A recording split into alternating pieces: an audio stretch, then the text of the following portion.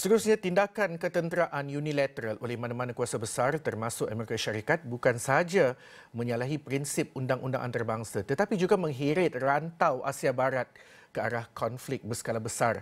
Dalam satu kenyataan pada Ahad, Ketua Pembangkang Datuk Seri Hamzah Zainuddin berkata tindakan itu boleh mengancam keselamatan jutaan nyawa termasuk rakyat awam yang tidak berdosa.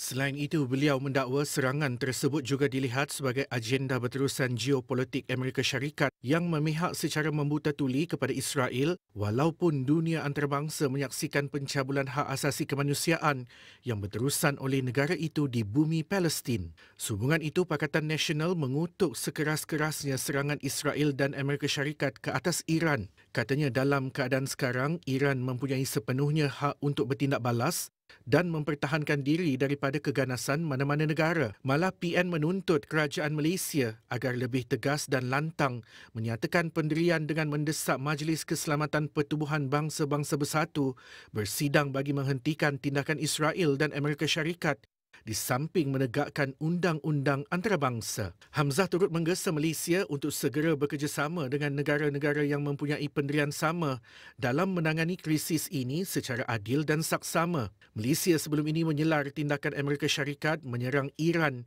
dan menganggap ia pelanggaran terang-terangan terhadap undang-undang antarabangsa yang tidak boleh diterima.